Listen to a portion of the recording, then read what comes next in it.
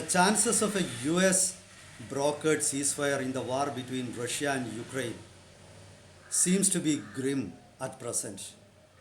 This is because, yesterday Ukraine called off signing an agreement with United States on the exploitation of rare earth minerals from the war-torn Ukraine, which would eventually pave way for the reconstruction of Ukraine. United States actually wanted 50% of the profits from mining of rare earth minerals from Ukraine.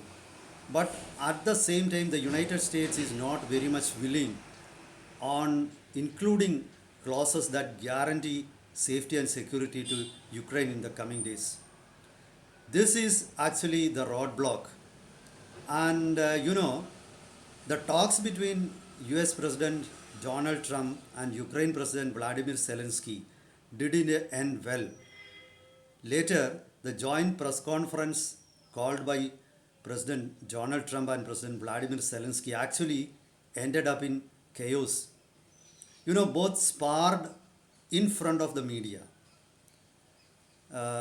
It was actually the US Vice President J.D. Vance who was there along with both presidents who added fuel to the fire. And at present, it seems that the fallout of the public display of difference of opinion yesterday means there will be a show of strength between Europe and the United States in the coming days. And as I said earlier, the possibility of ending the war seems to be remote at present. But we don't know whether Mr. Trump was actually trying to browbeat Mr. Vladimir Zelensky to gain upper hand in business. Trump is a no-nonsense businessman. He proves it every moment. But actually, still he has got a personal charm, and he would have actually managed things in a better way had he been alone in yesterday's press conference. Unfortunately, it was the presence of Mr. J.D. Vance, who is normally silent on such occasions, and his intervention actually upset the apple cart. Let's get into the details of the emerging geopolitics in Ukraine-Russia war. Welcome to Insights. I am Hari Kumar. Yesterday, it was the difference of opinion between Vladimir Zelensky and President Donald Trump on the war itself. Then exploiting the natural resources of Ukraine came to the light at the press conference. It should not have been carried out in that way. Actually, I think yesterday's press conference harmed the interests of both the United States as well as Ukraine. From his part, it seemed that Vladimir Zelensky is more emotional, and his focus is not actually on ending the war or, getting the best deal of Ukraine. He is actually motivated by anger against Russian President Vladimir Putin. And of course, US President Donald Trump is not bothered about ending the war. His real goal is getting the maximum business out of Ukraine. He made no bones about his real intention in yesterday's press conference. So things have actually took an ugly turn. The press conference actually began not so badly, but midway, even right from the beginning, President Trump and President Vladimir Zelensky were aiming barbs at each other. But at least it was indirect. It was J.D. Vance who intervened and made his comments midway that vitiated the whole situation. Actually, President Donald Trump yesterday accused President Vladimir Zelensky of not showing enough gratitude. Then, on his part, President Vladimir Zelensky later disagreed with the claim of the US that US has donated around $350 billion to the Ukraine. According to President Vladimir Zelensky, the grant of US was just around 100 billion US dollar. And I think he was willing to sign the agreement, but the problem was the US was not willing to put clauses that guarantees the safety and security of Ukraine in the coming days. The logic of President Donald Trump is if US companies are working on Ukraine soil, Russia won't attack. Because Russia doesn't want to get into a direct fight with US.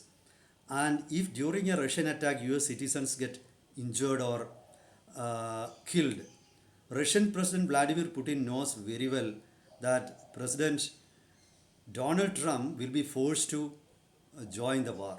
So he will be very cautious and he won't be going to attack Ukraine again. This is what President Donald Trump believes, or he loves to think like that. On the other part, President Vladimir Zelensky says there have been intermittent attacks on Ukraine right from 2014. And even then, after signing a ceasefire with President Vladimir Putin, Mr. Putin violated the ceasefire in 2019. He is very angry towards and vicious towards Vladimir Putin.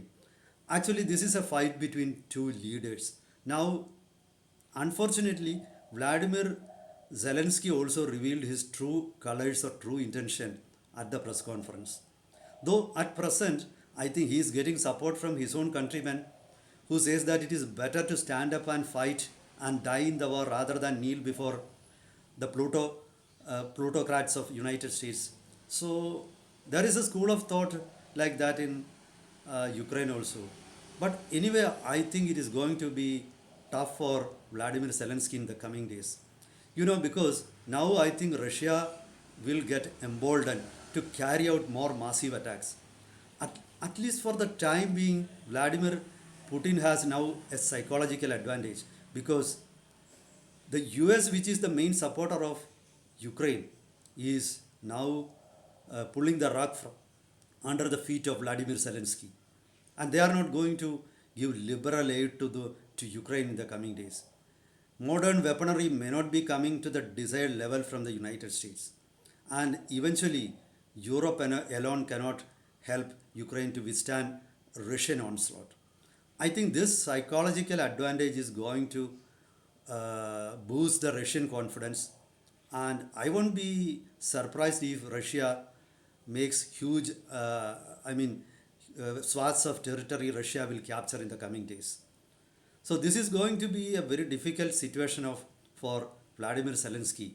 But at the same time, if he signs an agreement to allow United States to exploit the mineral wealth of his country without getting any guarantees for security, he is going to lose popularity in his own country and eventually he will have to resign or he will be ousted.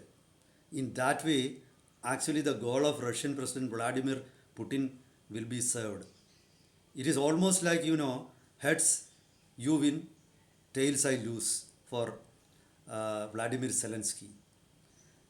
Anyway, I think in the coming days, things will reach a headway, and eventually Europe and the US will be at loggerheads. But I don't know whether there will be any renewed efforts to bring peace. As Zelensky himself said, there is still a chance. For the time being, he has withdrawn from signing the mineral deal with President Donald Trump. Anyway, let us wait for the coming days. Meet you with other updates. Till then, goodbye.